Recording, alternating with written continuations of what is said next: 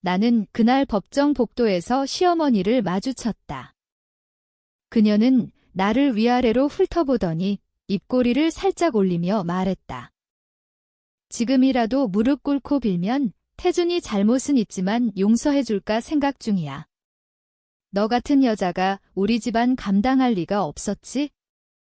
옆에 서 있던 이수민이 작게 웃었다. 그 웃음소리가 날카롭게 귓가를 스쳤다. 그녀는 태준의 팔을 살짝 잡고 있었고 태준은 나를 보지 않았다. 나는 아무 말도 하지 않았다. 그냥 그들을 바라보았다. 그 순간 나는 이미 모든 것을 끝낼 준비가 되어 있었다. 내 이름은 한지연이다. 올해 38. 강태준과 결혼한 지 11년 됐다. 그는 중소건설회사 상무로 집안은 꽤 여유가 있었다. 나는 결혼 전 일반 회사에서 회계 일을 했다. 평범한 가정에서 자란 평범한 여자였다. 결혼 초반에는 괜찮았다. 태준은 나를 아꼈고 시어머니도 표면적으로는 이해에 바랐다. 딸 은혜가 태어난 뒤에도 한동안은 평화로웠다. 하지만 시어머니의 태도는 조금씩 변했다. 내가 집안에 맞지 않는다는 말들이 흘러나왔다. 내가 입는 옷, 말투, 은혜를 키우는 방식까지. 모든 게 마음에 들지 않았다. 지연아, 너는 그냥 돈이나 벌어서 집안일이나 해. 우리 태준이 옆에 있을 자격이 있나 싶어. 처음 들었을 때 나는 웃으며 넘겼다. 가족을 지키고 싶었다. 태준이 중간에서 어머니를 달랬다. 그게 위안이 됐다. 그러다 4년 전 태준의 외도를 알게 됐다. 회사 신입 이수민. 29, 야망이 크고 예쁜 여자였다. 태준은 그녀에게 빠졌다. 처음에는 의심만 했다. 늦은 귀가, 핸드폰을 숨기는 습관, 옷에 묻은 낯선 향수 냄새. 어느 날 밤 태준이 샤워하는 사이 핸드폰을 보았다. 메시지, 사진, 호텔 예약 내역까지. 모든 게 명확했다. 그날 나는 울지 않았다. 그냥 앉아서 화면을 내려봤다. 가슴이 텅 빈 것 같았다. 태준이 나와서 왜 그렇게 앉아 있어? 라고 물었다. 나는 미소 지으며 피곤해서 라고 답했다. 그날부터 나는 변했다. 겉으로는 아무 일 없다는 듯이 행동했다.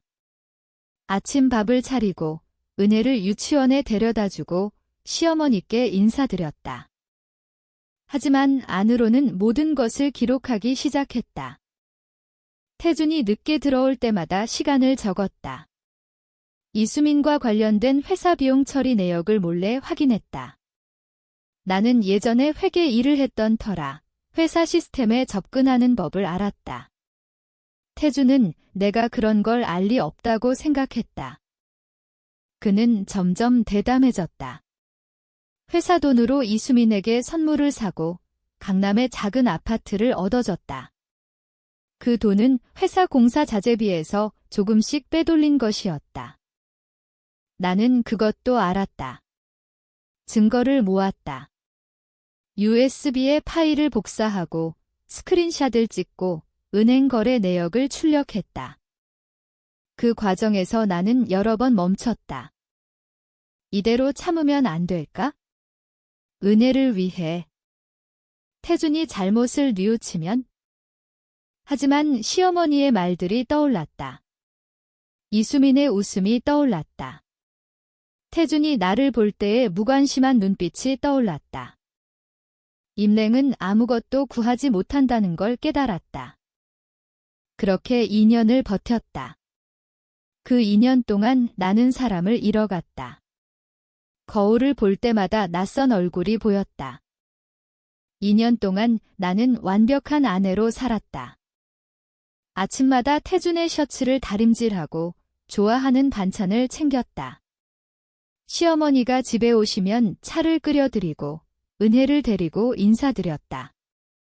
시어머니는 점점 더 노골적이 됐다. 태준이가 요즘 회사에서 잘 나간다더라. 젊은 애들하고 잘 만나봐. 그 말 속에 숨은 의미를 나는 알았다.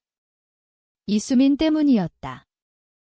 어느 날 시어머니가 집에 왔을 때 이수민에 대해 직접 언급했다. 요즘 태준이 옆에 예쁘장한 애가 붙어 있다더라. 너도 조심해. 남편 잃으면 은혜만 고생이야. 나는 고개를 숙이고 은혜, 어머니라고만 답했다. 속으로는 이를 갈았다. 그날 밤 나는 처음으로 계획을 세웠다. 단순한 이혼이 아니었다. 태준이 가진 모든 것을 빼앗고 싶었다. 그가 나를 무시한 대가를 치르게 하고 싶었다. 하지만 바로 행동하지 않았다. 서둘렀다가는 실패할 터였다. 우선 변호사를 찾았다. 이혼 전문, 그리고 횡령 사건도 다뤄본 사람. 인터넷으로 검색하고 상담을 여러 번 받았다. 얼굴은 가리고 이름도 가명으로 했다. 변호사는 말했다. 증거가 확실하면 횡령으로 형사고소가 가능합니다. 회사 돈을 사적으로 쓴 정황만으로도 충분해요. 나는 고개를 끄덕였다. 그 후로 증거를 더 모았다. 태준의 노트북에 접근해서 메일과 파일을 복사했다. 그는 비밀번호를 내 생일로 해놓았었다. 이제는 그게 웃겼다. 이수민과 태준은 점점 더 대담해졌다. 회사 사람들도 알 정도였다. 하지만 아무도 나에게 말하지 않았다. 동정하거나 무시하거나. 나는 그 사실도 이용했다. 회사 직원 한 명과 익명으로 연락했다. 그 사람은 태준의 횡령을 의심하고 있었다. 그가 준 추가 자료까지 확보했다. 그 과정에서 나는 여러 번 흔들렸다. 은혜가 아빠를 기다리며 아빠 언제 와? 라고 물을 때마다 가슴이 찢어졌다. 내가 잘못하는 걸까? 이게 은혜에게 좋을까? 하지만 태준이 이수민과 여행을 간 사진을 볼 때마다 그 생각은 사라졌다. 그는 가족 휴가라고 속이고 제주도에 갔다. 은혜와 나는 집에 남았다. 그 여행 비용도 회사 카드로 결제됐다. 나는 그 영수증을 출력했다. 마침내 모든 준비가 끝났다. 증거는 2개의 USB에 나눠 보관했다. 하나는 변호사에게, 하나는 안전금고에. 이혼 소송과 동시에 횡령 고소를 준비했다. 태준은 아무것도 모르고 있었다. 여전히 나를 하인처럼 대했다. 지연아, 내 셔츠 어디 있어? 지연아, 저녁 뭐야? 나는 웃으며 답했다. 그 미소 뒤에 숨겨진 것을 그는 끝까지 몰랐다. 소송을 제기한 날, 태준은 처음으로 당황했다. 서류를 받아들고 나를 보며 물었다. 이게 무슨 짓이야? 나는 담담히 답했다. 이혼하고 싶어서. 그는 웃었다. 미쳤어. 은혜는, 돈은, 너 혼자 뭘 할 수 있는데? 나는 아무 말도 하지 않았다. 그는 곧 시어머니를 불렀다. 시어머니는 바로 집으로 왔다. 지연아, 정신 차려. 태준이 잘못은 있지만 내가 나가면 뭐 먹고 사는데? 나는 고개만 끄덕였다. 태준은 변호사를 고용했다. 돈 많은 집안 변호사. 그는 재산 분할을 최소화하려 했다. 결혼 후 내가 일을 안 했으니 내 몫은 거의 없다는 논리였다. 하지만 나는 이미 준비가 되어 있었다. 형사고소도 동시에 진행됐다. 검찰에 익명 제보 형식으로 증거를 보냈다. 태준의 회사에 세무조사가 들어왔다. 처음에는 작은 조사였다. 태준은 괜찮아. 로비하면 끝나라고 했다. 하지만 증거가 너무 명확했다. 그는 점점 초조해졌다. 나를 설득하려 했다. 지연아, 취하해. 다시 잘해보자. 나는 미소 지었다. 이미 늦었어. 이수민도 불안해했다. 태준이 돈을 못 주게 되니까? 그녀는 태준에게 압박을 넣었다. 태준은 더 많은 돈을 빼돌리려 했다. 그것마저 내가 예상했다. 추가 증거가 쌓였다. 시어머니는 나를 찾아왔다. 너 때문에 집안이 망하겠어? 태준이 감옥 가면 어쩌려고? 나는 처음으로 대답했다. 그건 태준이 선택한 결과예요. 그녀는 화를 냈다. 너 같은 년이. 그 말들이 이제는 아무렇지도 않았다. 소송이 진행되는 동안 나는 은혜를 데리고 작은 원룸으로 이사했다. 은혜는 울었다. 아빠는. 나는 안아주며 말했다. 조금 기다리자. 속으로는 미안했다. 하지만 돌아갈 수 없었다. 태준은 점점 무너졌다. 회사에서 해임됐고 돈이 막혔다. 이수민은 그를 떠났다. 새로운 남자를 찾았다. 태준은 나를 원망했다. 너 때문에 내가 이렇게 됐어. 나는 웃었다. 아니, 내가 나를 이렇게 만들었어. 형사재판이 시작됐다. 태준은 구속됐다. 횡령 액수가 30억이 넘었다.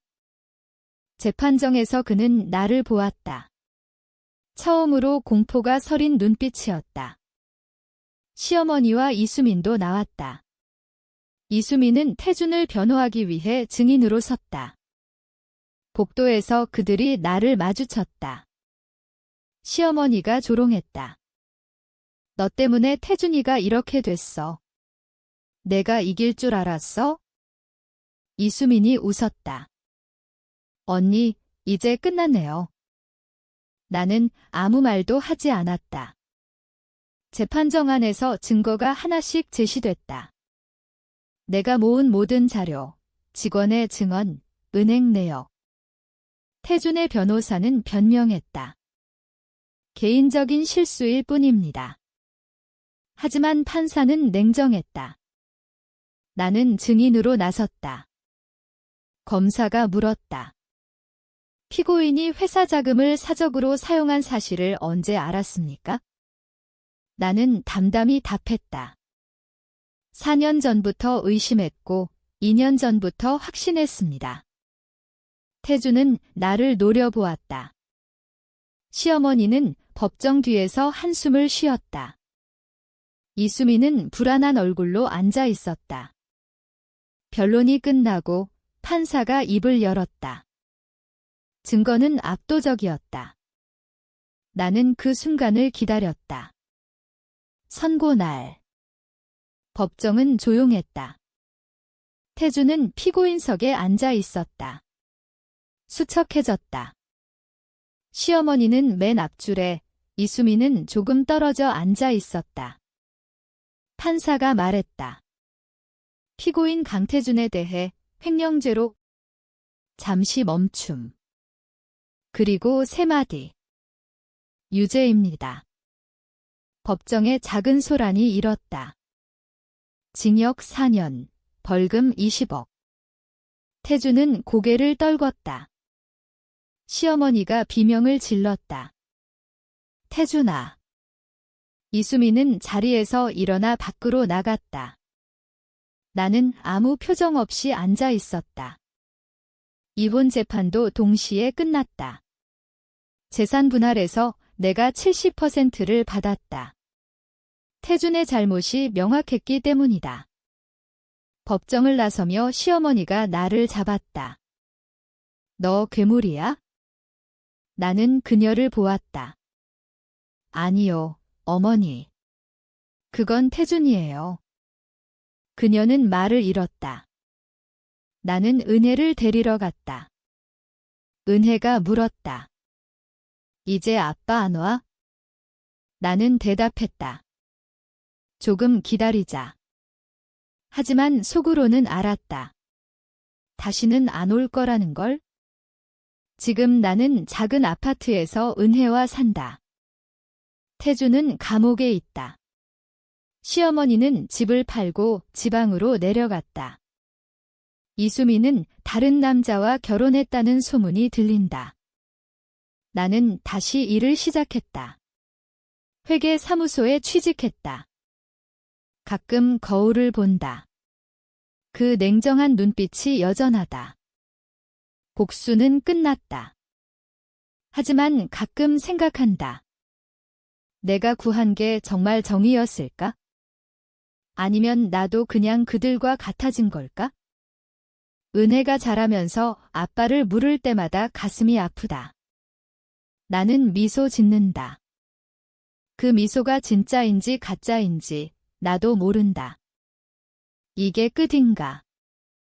아니, 이건 시작일지도 모른다. 나는 법정을 나서며 생각했다.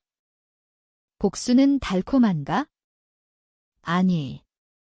그냥 아무 맛도 없었다.